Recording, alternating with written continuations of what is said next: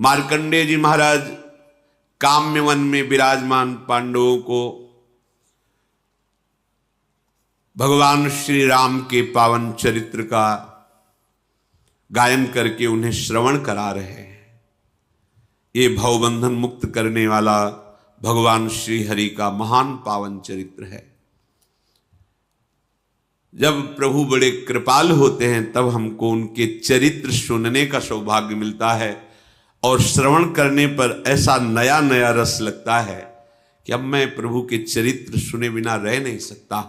ऐसी आसक्ति हो जाए तो जीवन धन्य हो गया। चलते हैं महाराज जनक जी की पुष्प वाटिका में। जैसे हमारे निकुंज में सुंदर फूलों से श्रृंगारित सिंहासन पर प्राणाराध्य युगल सरकार अनशन पर भुज दिए बिलोकत इंदु बदन बिबियोर करत पान रस मत परस्पर लोचन त्रसित चकोर। आज ऐसे सियाजू के नेत्रों में जब रामजू के नेत्र मिले, प्रथम मिलन है। चंद्र चकोर की भांति, चकोरी जैसे चंद्रमा के रूप का पान करती है, ऐसे सियाजू के नेत्र और चकोर ऐसे लालजू के नेत्र सियाजू के मुख चंद्र की अद्भुत शोभा का पान कर रहे हैं। सी शोभा ही बरनी प्रभु आपनी दशा विचारी, बोले सुचि मन अनुज सन बचन समय अनुहारी। सियाजू के श्रीमुख चंद्र की शोभा को देख करके प्रभु की दशा बदल गई। प्रभु की दशा बदल गई। ये प्रेमी जन जानते हैं कि अब प्रभु किस दशा में हैं। मन मन की रुचि जानी नेह विधि अनुसर, कहऊ ते कुछ दुख घटी होई, काहे कहो यह जान न कोई। प्रभु के हृदय की जो दशा है अब रहा नहीं जा रहा, किससे कहें। लखन लाल जी से कहा, लक्ष्मण बहुत प्रेम में डूबे हुए हैं प्रभु, तुम देख रहे हो ये वही जनक नंदनी है जिनके लिए धनुष यज्ञ हो रहा है और अपने लोग धनुष यज्ञ देखने आए हैं। यहां गौरी जी का मंदिर है, उनके पूजन के लिए आए हैं। देखो इनके श्री अंग के प्रकाश से पूरी फुलवाड़ी प्रकाशित हो रही है। हमने अपने मन को देखा है, मेरा मन कभी किसी रूप पे आसक्त नहीं हुआ, पर इनकी सुंदरता, इनकी शोभा देखकर मेरा मन क्षुब्ध हो रहा है। सहज पुनीत मोर मनु क्षोभा, मेरा परम पवित्र मन है, पर ये क्षोभ को प्राप्त हो रहा है। प्रेम एक ऐसी महाबल शक्ति है जो भक्त को भी अधीन करती और भगवान को भी अधीन कर लेती है, विवश कर देती। देखो इसीलिए भगवान का एक नाम प्रेमाधीन। प्रभु अपने मन की प्रेम दशा को देखकर कहते हैं कि मेरा परम पवित्र मन है, किसी सुंदरता किसी रूप को देखकर लुभायमान हो जाए असंभव। ऐसा क्यों हो रहा है? लक्ष्मण जी से कह, मेरा मन प्रेम विवश हो रहा है और मुझे शुभ शकुन दिखाई दे रहे, दाहिने अंग हमारे फड़क रहे। हमारे वंश का स्वभाव है रघुवंशिन कर सहज सुभाऊ, मन कुपंथ पगु धरई न काऊ, मोहि अतिशय प्रतीति मन केरी, जेहि सपने हूँ पर नारी नहेरी। मेरे वंश का जन्मजात स्वभाव है कि कोई कभी किसी पराई स्त्री को देखने की भी चाह नहीं करता, कुमार्गगामी मन नहीं हो सकता। और मैं अपने मन पर बहुत विश्वास करता हूं, जिसने आज तक कभी विपरीत संकल्प नहीं उठाया। पर आज क्या हो गया, आज ये जनक नंदिनी को देख करके मेरा मन प्रेमासक्त हो रहा है। विधाता जाने क्या है। लक्ष्मण जी से कह रहे, संसार में ऐसे ज्यादा पुरुष नहीं होते जो युद्ध के अवसर पर कभी पीठ न दिखाएं, दरवाजे पर मांगने वाले को कभी विमुख न जाने दें और पराई स्त्री पर कभी आसक्त न हो। ऐसे ज्यादा पुरुष नहीं होते।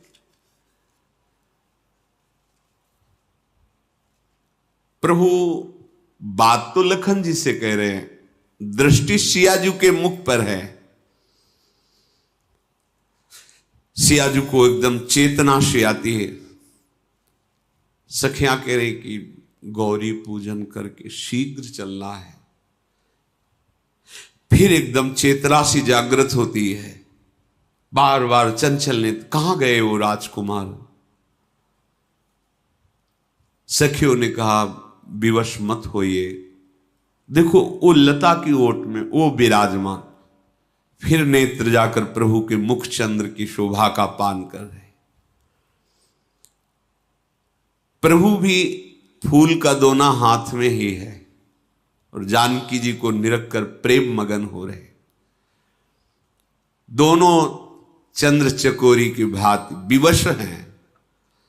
सखियों को लगा कि ज्यादा समय यहां व्यतीत नहीं करना चाहिए। कहा, सियाजू आप शीघ्र चलें। चलना शब्द सुनकर सियाजी ने भर नेत्र देखा और आंख बंद कर ली, मानो प्रभु के रूप को अपने मानस पटल पर, अपने हृदय पर बिठा लिया। अद्भुत रूप प्रभु का है। नील कांति, वो नीलिमा है ही नहीं सृष्टि में। उदाहरण में जैसे अनुमान के लिए वो ऐसा नहीं हो सकता कि प्राकृतिक रंग से प्रभु के श्रीअंग की तुलना की जाए। ये प्रकृति जनित वो चिदानंद है।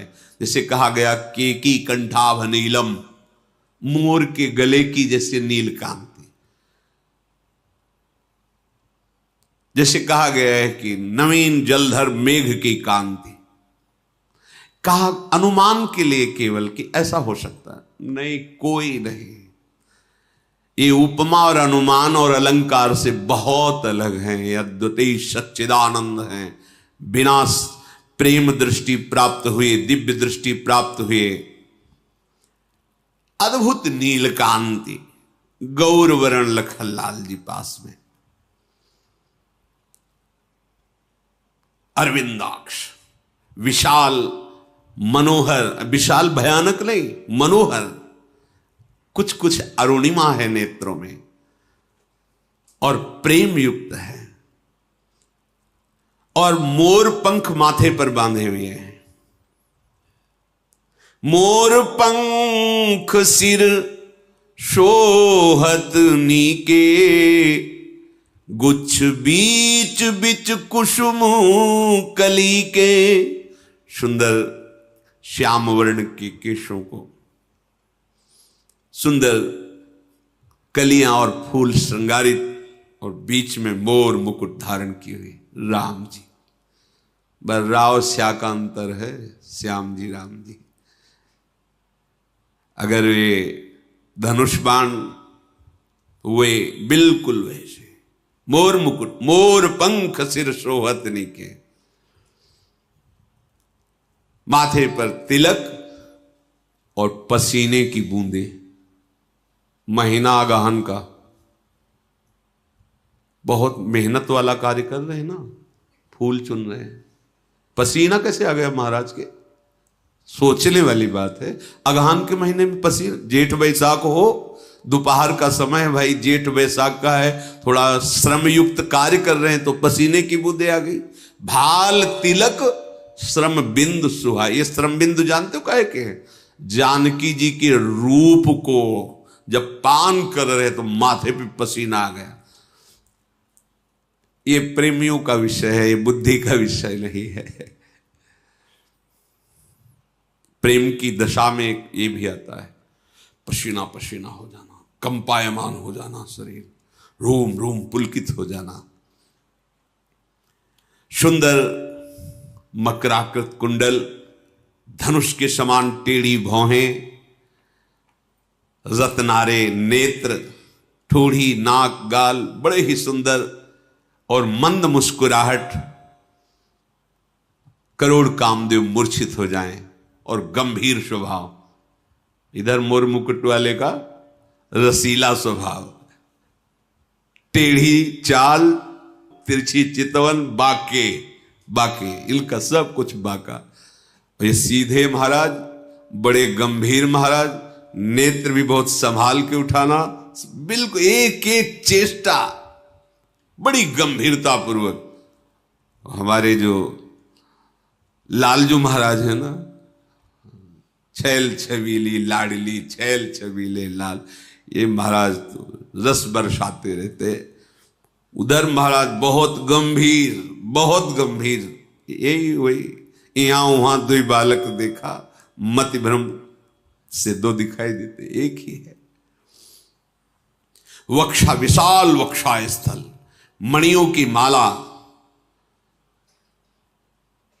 भुजाएं देखते ही बनती, अभयद भुज दंड मूल पीनन ससानुकूल, अपार बलशाली, अपने भक्तों की रक्षा करने वाली ये भुजाएं हैं। बल की सीमा है। प्रभु बाएं हाथ में दोना, दाहिने हाथ से पुष्प उतार रहे हैं। ऐसा सलोना रूप, पीतांबर अलग शोभा दे रहा है। सखियों ने सावधान किया, जल्दी चलो सियाजू, पहले गिरजाजू का ध्यान कर लो, उनसे आशीष ले लो। राजकुमार तो अब रुकेंगे कई दिन, फिर दर्शन हो जाएंगे। विवश होके, ये प्रेम विवशता प्रेमी हृदय ही जानता है। अब विवश होके इनसे दूर होना पड़ेगा, इनके दर्शन से अलग होना पड़ेगा। सखियां संभाल करके सियाजी को, इधर प्रभु का भी मन प्रेम विवश हो रहा है। सखियां सियाजी को कह रही कि आप जिनको देख रहे हैं ना, जैसे देख रहे हैं ना, हम सब सखियां समझ रही। सियाजी से सखियां सब समझती, हम समझ रही पर देर हो गई है। माता फिर प्रश्न करेंगी, इतना विलंब कैसे हो गया? सियाजी तो हृदय में राम रूप को धारण करके कैसे कदम चल रहे पता ही नहीं चल रहा। बार बार मन में कि पिताजी ने ऐसा प्रण क्यों किया है? धनुष जो तोड़ेगा भगवान शंकर का, वही सियाजू का वरण करेगा। ये स्मरण करके हृदय में बड़ी व्यथा हो रही है कि अगर आज प्रण ना होता तो हम आप सखियों से निवेदन कर देते कि पिताजी से कह दो कि यही हमारे हृदयेश्वर हैं। आगे सखियां ऐसे ले फिर मुड़ जाती है। सखिया कहती क्या देख रहे हो? बोले बड़ा सुंदर मृग दिखाई दे रहा है। देखन मिस मृग बिहग तरु, फिरई बहोरी बहोरी, निरख निरख रघुबीर छवि, बाढ़ई प्रीति न थोरी। नहीं, वो मैं लता देख रही थी, वो पीछे वाली लता बड़ी सुंदर फूली हुई है ना, उसे देख। कहां है रघुनाथ जी? बार बार ऐसे। ये क्या पिताजी ने प्रण ले लिया? कहां भगवान महादेव जी का वो विशाल धनुष, और कहां नव किशोर सुकुमार कैसे तोड़ेंगे? हृदय में बड़ी व्यथा हो रही है। जब प्रभु ने देखा कि सखियों से जानकी जी जा रही, तो जानकी जी के रूप को अपने हृदय में विराजमान किया।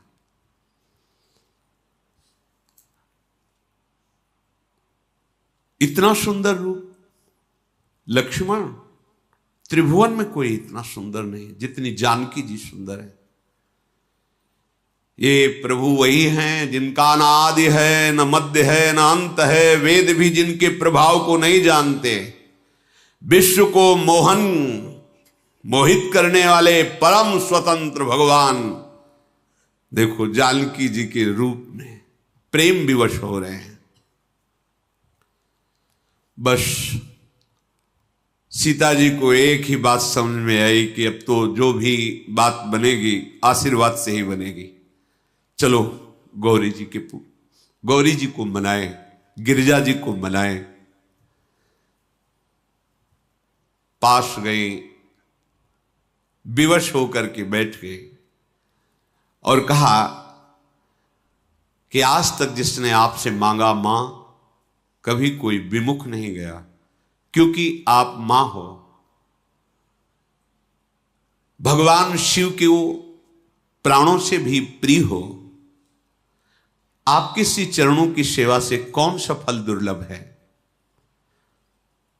कोई भी ऋषि मुनि मनुष्य कोई भी हे जगदम्बा आपके चरणों की आराधना करे तो उसकी कामना की पूर्ति हो जाती है। मेरा मनोरथ आप जान रही हैं ना, क्योंकि आप सबके हृदय में विराजमान हैं। मैं प्रगट में आपसे नहीं कह सकती, बस आप जान लीजिए। और जो देवी जी की प्रतिमा श्री विग्रह थी, उनके चरण पकड़कर जानकी जी बार बार विनय, बार बार देख करके कहें, आप हमारे मन के मनोरथ को जानती हो, कह नहीं सकती।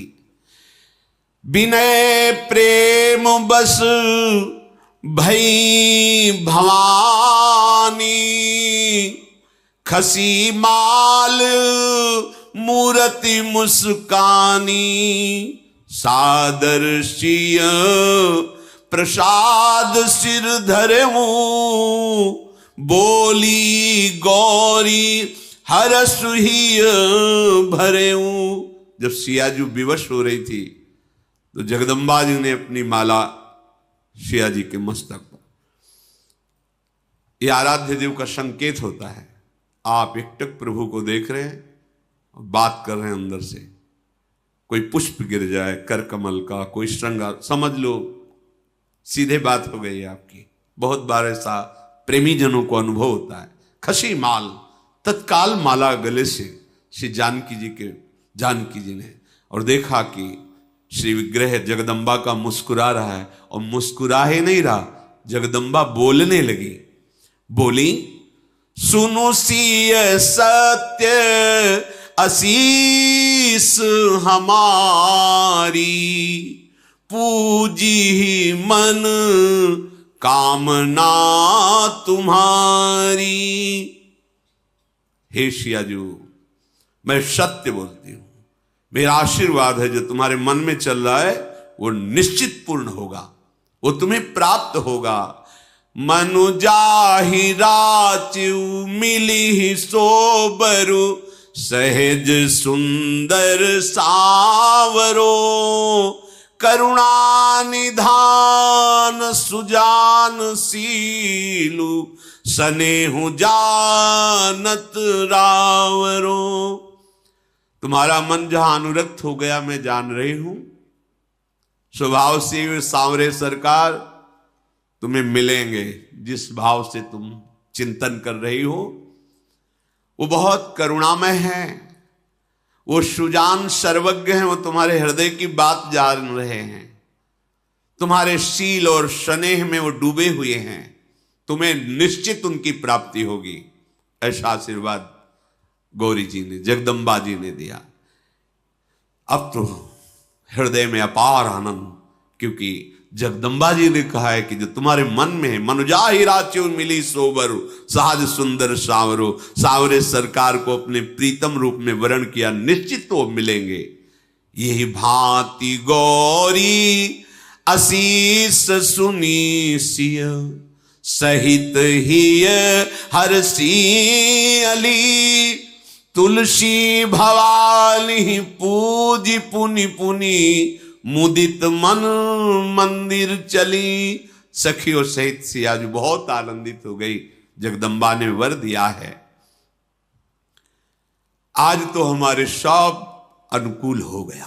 सिया जी सोच रहे अब मेरे आनंद का ठिकाना नहीं, क्योंकि मुझे आशीष मिल गया है। उसी समय सिया जी के बाम अंग फरकने लगे, मंजुल मंगल मूल बाम अंग, मानो बिल्कुल शुभ घड़ी है। आनंदित होकर राजमहल की तरफ जानकी जी जा रही। इधर प्रभु सिया जी के रूप का ध्यान करते हुए और उनके रूप की सराहना करते हुए लक्ष्मण जी से कहा विलंब हो रहा है, गुरु सेवा में पुष्प पहुंचाना है। सामने गए, विलंब हो ही गया था। बहुत ही सहज सरल स्वभाव है, सरल स्वभाव छुअत छल नाही, बिल्कुल सीधी बात, जैसा हृदय में वैसे ही बात। प्रणाम किया और कहा गुरुदेव, जनक नंदिनी वहां पधारी थी, उनको देखने के, उनके दर्शन करने में चित्त लुभायमान हो गया, इसलिए विलंब हो गया। बिल्कुल नहीं, गुरुदेव से कपट शब्द नहीं आना चाहिए। एक जगह ऐसी विश्व में कम से कम है जहां हम अपना हृदय ग्रंथ पूरा खोल के रख दे, ये लो, चाहे दंड दो चाहे आशीष दो, आपका विषय, ये हृदय आपके सामने खुला रखा है, यहां कपट नहीं। गुरुदेव के साथ देखो, भगवान वो पूछा नहीं कि विलंब क्यों हो, पहले विलंब का कारण छल है ही नहीं हृदय में, पहले ही बता दिया प्रभु ऐसा। मुस्कुराए, विश्वामित्र जी मुस्कुराए, पुष्प लिया, पूजन किया। पूजन करने के बाद राम जी की तरफ देखा और कहा सुफल मनोरथ हो तुम्हारे, तुम जो मन में मनोरथ कर रहे हो, जाओ पूर्ण हो तुम्हारे मनोरथ। ये सुनकर के राम लखन सुनि भये सुखारे, सुख सिंधु भगवान को गुरुदेव के आशीर्वाद से महान सुख प्राप्त हो रहा है, जाओ तुम्हारे मनोरथ पूर्ण हो। पूजा करके विश्वामित्र जी ने राम जी को ऐसा आशीर्वाद दिया। सुंदर सुंदर भोग बना हुआ था प्रभु को, जो विश्वामित्र जी आराध्य देव के रूप में विराजमान किए, तो भोग लगा, सबने प्रसाद पाया। दिन बीत गया, गुरु की आज्ञा पाकर दोनों भाई राम लखन संध्या करने चले। संध्या के बाद देखा चंद्रमा उदय हो रहा है, तो प्रभु को तो एक ही बात, सिया रूप हृदय में बसा है। कह रहे लक्ष्मण, बड़ा सुंदर चंद्रमा प्रकट हो रहा है, पर इसको हम सियाजू के रूप से तुलना नहीं दे सकते। क्यों? क्योंकि ये खारे समुद्र से उत्पन्न हुआ है। समुद्र से उत्पन्न होने के कारण समुद्र में विष भी उत्पन्न हुआ था, तो विष का भाई है ये, और दिन में ये शोभाहीन हो जाता है और कलंक भी लगा हुआ है। बेचारा चंद्रमा सियाजू के मुख की बराबरी कैसे कर सकता है? लक्ष्मण, ये घटता बढ़ता रहता है, इसमें बहुत अवगुण है, ये सियाजू के रूप की तुलना के लायक नहीं है चंद्रमा। अगर मैं कहीं कहूं कि जानकी के मुख चंद्र की शोभा ऐसी है, तो यह अपमान होगा, अनुचित होगा। सियाजू के मुख चंद्र की बराबरी प्राकृतिक चंद्र नहीं कर सकता। संध्या जैसे हुई, सियाजू के रूप का चिंतन करते हुए गुरु जी के पास आए, प्रणाम किया, फिर आज्ञा पाकर विश्राम किया। रात बीतने पर पुनः वैसे ही जगह, पहले लक्ष्मण जी, फिर रघुनाथ जी, फिर विश्वामित्र जी, पूरी दिनचर्या हुई। प्रभु का ऐसा स्वभाव है, जो देखे वो बिक जाए। भक्तों के हृदय में अपने स्वामी का स्वभाव उतरता है। अगर स्वभाव ना उतरे तो अभी अनन्यता नहीं, अभी इष्ट प्रेम नहीं है। देखो प्रभु लखनलाल ने कहा, सूर्य उदय हो रहा है, अंधकार नष्ट हो रहा है। जैसे आप जनकपुरी में पधारे तो सब राजाओं के हृदय निस्तेज हो रहे हैं। जैसे सूर्य उदय होने पर जुगनू का कोई प्रभाव नहीं रहता, और जितने महान भक्त हैं उनके हृदय में आनंद का, प्रेम का प्रकाश हो रहा है। चर्चा हो रही थी कि सदानंद जी महाराज पधारे, विश्वामित्र जी को प्रणाम किया और कहा, महाराज आज धनुष यज्ञ में आप पधारिए। आज वो तिथि है जो धनुष यज्ञ पूर्ण होगा। आप ऋषि समूह के सहित धनुष यज्ञ में पधार। सदानंद जी की बात सुनकर के प्रभु श्री राम लक्ष्मण से कहा, जनक जी का बुलावा आया है, चलते हैं। धनुष यज्ञ की शोभा देखते हैं भगवान किसको ये बड़ाई देते हैं। लक्ष्मण जी ने कहा, गुरुदेव जिस पर आपकी कृपा दृष्टि बढ़ाई उसी को प्राप्त होगी, हमें कोई संशय इस विषय पर नहीं है। आप जिस पर करुणा करके देख लें, बड़ाई उसी को प्राप्त होगी। ये बात सुनकर विश्वामित्र जी प्रसन्न हुए, मुस्कुराए। रघुनाथ जी, लखनलाल जी, बहुत से ऋषि, विश्वामित्र जी धनुष यज्ञशाला की तरफ चले। जेव ही ये सूचना फैली, शोभा सिंधु दोनों राजकुमार पधार रहे हैं रंगमंच पर, नगर वासियों की भीड़ उमड़ पड़ी। बालक, जवान, बूढ़े, स्त्री, पुरुष सब काम काज छोड़कर दौड़े प्रभु के दर्शन के लिए। जनक जी ने देखा बड़ी भीड़ हो रही है। विश्वास पात्र निजी सैनिकों, सेवकों को आदेश किया कि उनको विक्षेप न पड़ने पावे, ऋषियों सहित सम्मान के साथ मंच पर लाओ। सेवकों ने जाकर बड़ा मधुर व्यवहार करते हुए प्रजा को रोक रहे हैं। प्रभु के समीप जाने, दूर से दर्शन कर लीजिए सबको। प्रभु जे ही मंच पर पधारे तो जितने बलवान कुटिल हृदय वाले राजा थे घबरा गए, देखते ही प्रभु को घबरा गए। वहां ऐसी व्यवस्था की गई थी कि ऋषियों का सर्वोच्च आसन, फिर राजाओं का, फिर मंत्रियों का, प्रजा का, ऐसा, और सब आराम पूर्वक बैठ सके, यथा योग्य स्थान। जो नगर के जन है उनको लग रहा है मूर्तिमान सुंदरता आ रही है, सांवला गौर, गुण के समुद्र, शोभा बरस रही है। प्रभु जिधर देखते हैं ऐसा लगता है श्रृंगार रस बरस रहा है। समस्त राजागण चंद्रमा के साथ जैसे तारे प्रकाशित होते हैं ऐसे लगने लगे, भगवान चंद्रमा की तरह प्रकाशित, और जो राजागण तारगणों के समान। सभा में प्रवेश करते जिसकी जैसी भावना थी वैसा प्रभु दिखाई दे रहे। प्रभु कैसे? बोले तुम्हारी भावना जैसी वैसे। जिनके रही भावना जैसी, प्रभु मूर्ति देखी तिन तैसी। जो दुष्ट राजा थे उनको दिखाई दिया कि महान रणधीर वीर रस मूर्तिमान होकर आ रहा है।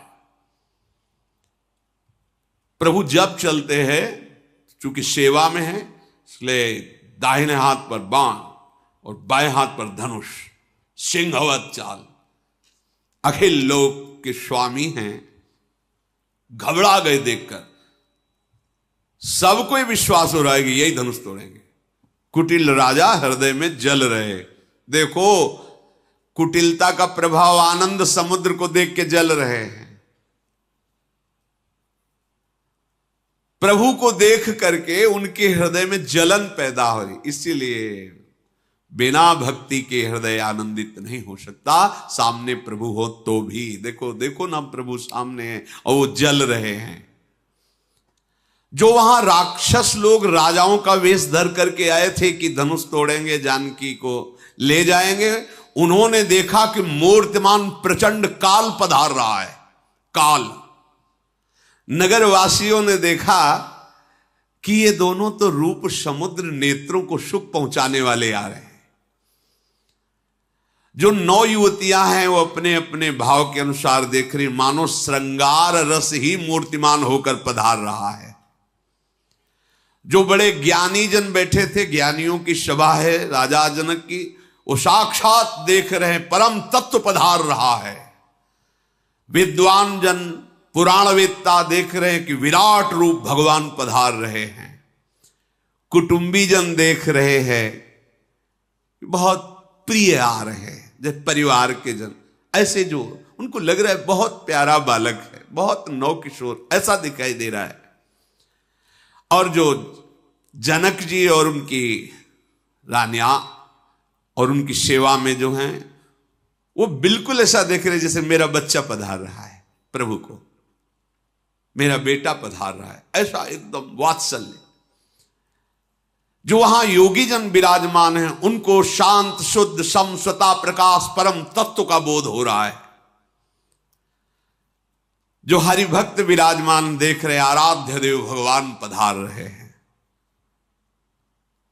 और सियाजू जो देख रही हैं वो किसी के वर्णन करने की क्षमता ही नहीं है। ये सियाजू जो देख रही उनका जो स्नेह है, जो सुख है, वाणी की सामर्थ्य नहीं कि वर्णन कर सके, केवल अनुभव कर रहे हैं वो भी सिया जी। यही बात प्रभु श्री राम ने हनुमान जी को संदेश में अशोक वाटिका में विराजमान जानकी जी के लिए कहा था। तत्व प्रेम कर मम और तोरा, जानत प्रिया एक मन मोरा, सो मन रहत सदा तोई पाही, जान प्रीति रस एते नहीं माही। बस इतना है, वर्णन नहीं कर सकते, बस इससे समझ लो मेरे और आपके प्रेम को केवल मेरा मन जानता, वो मन आपके पास है, बस आप समझ लीजिए। कौशलाधीश प्रभु सुंदर सांवले गौर शरीर वाले युगल जब पधारे, रात सभा सुशोभित हो रही है। प्रभु का कोई श्रृंगार नहीं किया गया, क्योंकि ऋषियों के साथ राजभवन से आते तो हो सकता था श्रृंगार किया जाता, तो ये तो ऋषियों के साथ पधारे, स्वाभाविक ऐसे ही। पर सुंदरता टपक रही है। करोड़ों कामदेव उनके श्रीअंग शोभा के आगे तुच्छ नजर आ रहे हैं। एकदम प्रफुल्लित मुखकमल, नेत्र चित्त चुराने वाले, हृदय जिधर भी सबको वात्सल करुणा जो जैसे भाव से सबको तृप्त कर रहा है प्रभु का हृदय। इतने चिकने कपोल, नील कमल जैसी कांति की कुंडलों की आभा दिखाई दे रही कपोलों पर।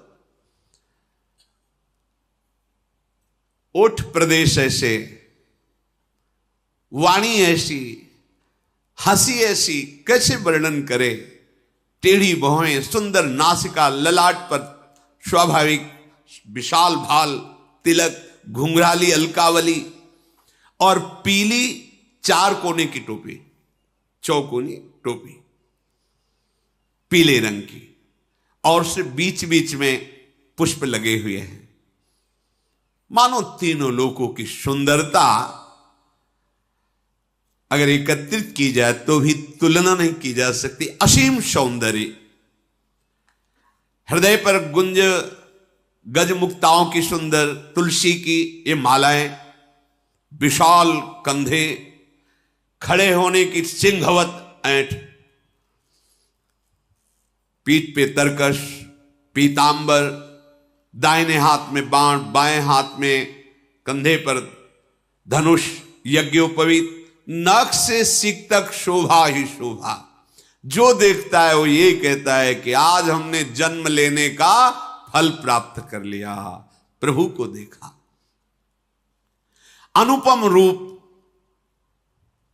देवता लोग आकाश पर विमानों पर चढ़े हुए प्रभु के सुंदर रूप का दर्शन कर रहे, रंगमंच पर फूलों की वर्षा कर रहे। जनक जी का आदेश हुआ सखियों को जाओ और सियाजू को मंच पर पधारो। चतुर सुजान सखियां बहुत मंगल गान हो रहा है, वेद मंत्र उच्चारण हो रहे, जानकी जी पधार रहे। ओ सी शोभा नहीं जाए बखानी। कैसे कोई वर्णन करे जब सियाजू श्रृंगारित होकर महल से पधार रही। काव्य की उपमाएं सब तुच्छ है, क्या उनके लिए बोले, किसका उदाहरण दे। कोई त्रिभुवन में है ही नहीं कि जानकी जो ऐसी हैं, क्या शोभा। क्योंकि जितनी भी उपमा, जितनी भी सुंदरता वर्णन की जाती है त्रिगुणात्मिका माया से है। ये तो त्रिगुणातीत परम प्रेम, परम चिदानंद तत्व कैसे वर्णन करें। जानकी जी जैसे जैसे श्री चरण पधारती है, युवतियां सुंदर मंगल गान करती साथ चल रही है।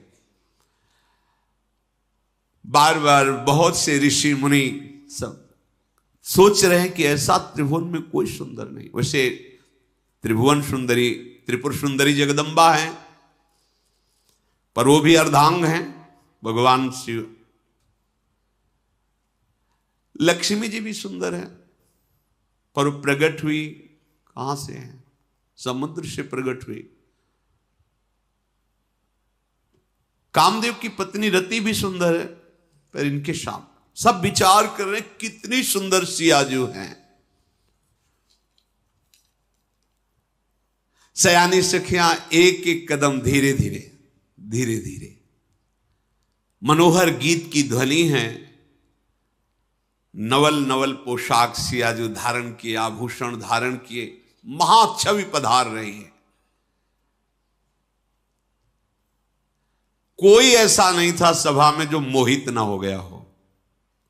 रंगभूमि जब सिय पगुधारी, देख रूप मोहे नर। ऐसा सियाजू का रूप। जैसे ही रंगमंच पर श्री चरण पधारे, दुंदुभियां बजने लगी, वाद्य बजने लगे, पुष्पों की वर्षा की गई। सियाजू के कर कमल में जयमाला है, पर वो ऐसे नीचे की हुई देख रही, वो सांवले चरण कहां है, कहां है वो कहां विराजमान है। अचानक ऊंचे मंच पर दृष्टि पड़ी चरणों पे, तब नेत्र उठाए और देखा विश्वामित्र जी के समीप प्रभु विराजमान। तत्काल अपने नेत्रों को वश में किया और नीचे किया, क्योंकि सभा देख रही सब जानकी जी को, और जानकी जी ने राम रूप को देख तत्काल नेत्र नीचे किए। गुरुजनों की लाज, सभा की लाज, फिर अपने सखियों की तरफ देखने लगी। जानकी जी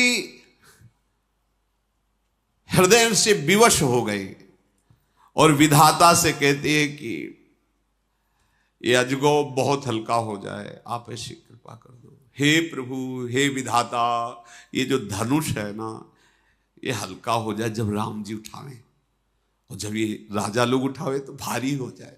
जानकी जी मन में विचार कर रहे हैं। और जितने जनकपुर के जन हैं वो सब कह रहे हैं कि कहे तो जाते हैं बड़े ज्ञानी जनक जी, पर मुझे तो अब लगता है कि इन्होंने मूढ़ता धारण कर ली। अरे इतना सुंदर वर है, इसके लिए प्रतिज्ञा करने की क्या जरूरत थी, सीधे ब्याह कर देना चाहिए जानकी जी का राम जी से। ये धनुष तोड़ने की बीच में बात क्यों रखी। नगर के जो जन हैं वो अंदर ही अंदर, भला जनक जी को कौन भला कहेगा, इनको कौन ज्ञानी कहेगा। इतना सुयोग्य सुंदर वर और उसके बीच में प्रतिज्ञा। हृदय नगरवासियों का संतप्त हो रहा कि कहीं ऐसा ना हो जाए कि कोई दूसरा धनुष भंग कर दे और सियाजू को ले जाए, इसके बाद हम कभी इनके रूप को देख ही ना पावें। जनक जी ने आदेश किया, बंदीजनों को जाओ और हमारा प्रण पूरी सभा को सुना दो। बंदीजन आए, बोले बंदी बचन बर, सुनहु सकल महिपाल। पन विदेह कर कहीं हम, भुजा उठाई विशाल।